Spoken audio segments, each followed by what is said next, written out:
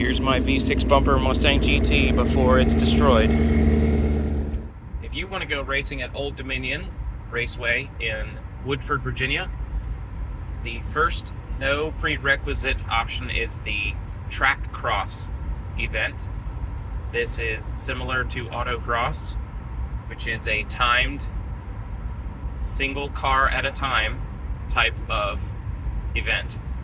That means you bring a car and your helmet, and you are timed as you drive around the track. In autocross, it's a parking lot. What I did was I signed up for the HPDE, that is High Performance Drivers Education event, and I'm a novice. This is designed to educate you on how to be safe on the racetrack with other drivers and how to develop better technique and to drive your car to its maximum potential. What do you need? You will need a helmet that is SA 2015 or newer standard. SA 2015 is not the same as anything to do with motorcycles, so you need to buy that type of helmet. It will soon be changed to SA 2020. That is the new safety standard, and they will no longer accept the older helmets. You'll need a car, of course, in very good running order. We'll get to that. You need potentially some tools. You'll need food, drink, potential rain protection or shelter, and I would highly recommend that you bring some additional fluids for your car in case you do have a leak that develops where you may need to drive your car home, or at least to the nearest mechanic shop. You can sign up on motorsportreg.com. You need to be 18 or older and have a valid driver's license. And your car, as we will now dive into, needs to be ready to go. You will be required to perform a tech inspection of your own volition, and you can do it yourself or you can take it to a mechanic shop. But your car basically needs to be in tip-top shape. I would put fresh fluids in your car, including transmission fluid, oil, brake fluid, coolant, and that your car is basically ready to roll. Your tires need to be in really good shape, and they need to be less than 7 years old. And I mention that because there are quite a few people who run used tires, older tires, like myself, and you will not be able to get by with that. Here's what to expect. When you get there at 7:30 in the morning, that will allow you to basically unpack. You'll need to remove all loose items from your vehicle. There are a couple of exceptions. You can carry your cell phone like in your pocket, but anything else, if you use cameras, you need to have them firmly attached to the car, so that, and they need to be inside the car, not outside the car, so that there's no things flying around. They will want you to remove your spare tire as well. And you'll need to remove all loose items and basically get ready to go to the first driver's meeting, which will cover some basic safety topics. From there, you'll meet up with your instructor. High Performance Drivers Education is done with an instructor in the car with you for every session, with the exception that if you are following instructions very well, either on the first day or maybe the second day that you sign up later on, you will be allowed to drive by yourself or to do a lead follow, where the instructor will drive a car and you will follow them and mimic their technique around the track.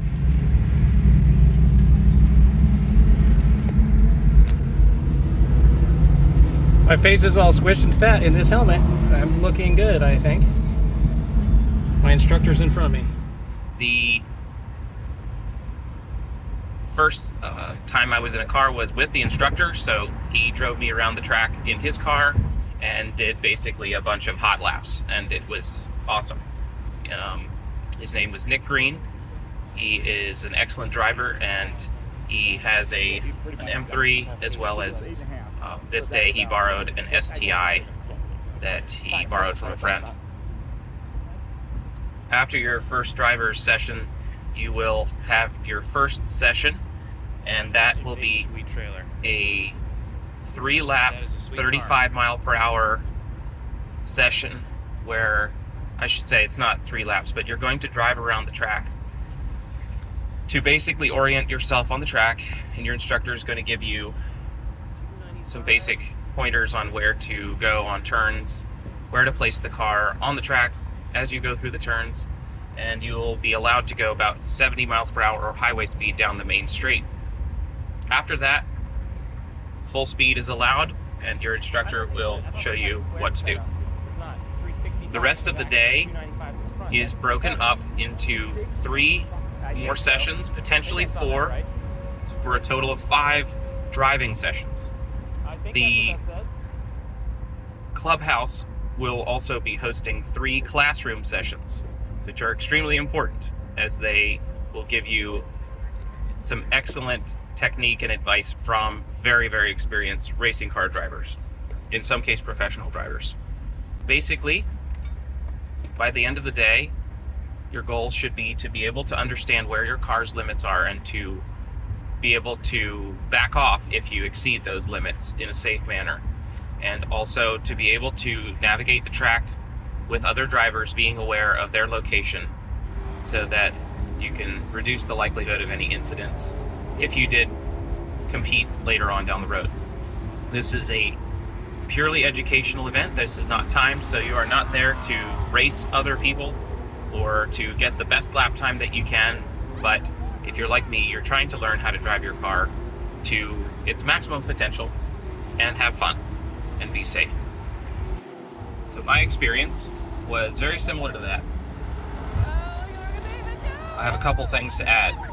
That is, the people that are there, from the instructors to the other drivers, are very friendly, and I think that Dominion Raceway and Entertainment qualifies those people based on that character trait, and that is they are there to assist you and to help you to have a good time. They are not there to gatekeep and make fun of you or show you their Porsche 718 or whatever. They are there to have fun just like you, and they are, in my case, they are there to let you borrow tools, to help you replace parts, and to figure out how to come back from a broken car. All right, so we did our first 2 HPDE sessions, and on the second one, my radiator blew, and we replaced it. So that's done. We've got an instructor. His name's Nick Green, and he was awesome. He actually helped me replace the radiator, and my wife brought me the radiator parts. So, and then this guy in the GT350, Eric over here, also helped me change it. So far, everybody here is making it really easy to get on the track, even if you get off the track and have to fix your car. Worst case scenario, put it on auto. Yeah. My radiator blew, and it had a crack in it that was not visible when I drove the car in the previous months, and I think because I just never ran it that hard.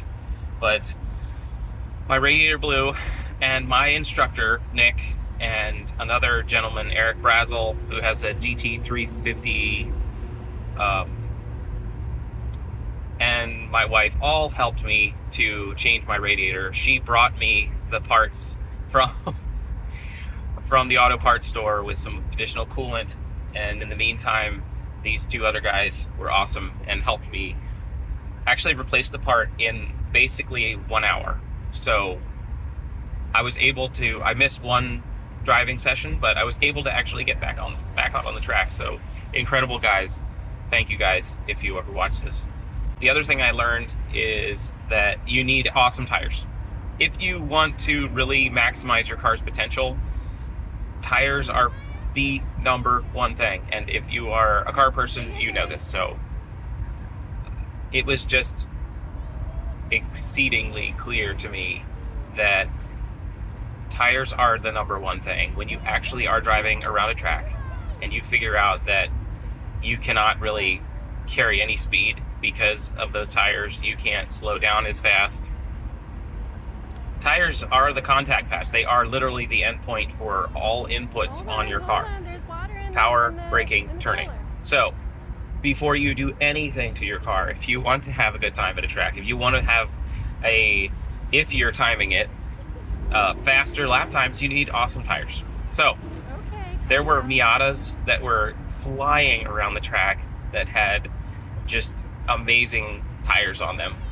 I'm not sure exactly what the various brands were. I know one of them was running Firestone Firehawk F. I think they're Indy 500s, which seem to be on multiple cars because they're kind of affordable and they're really an excellent ultra high performance tire.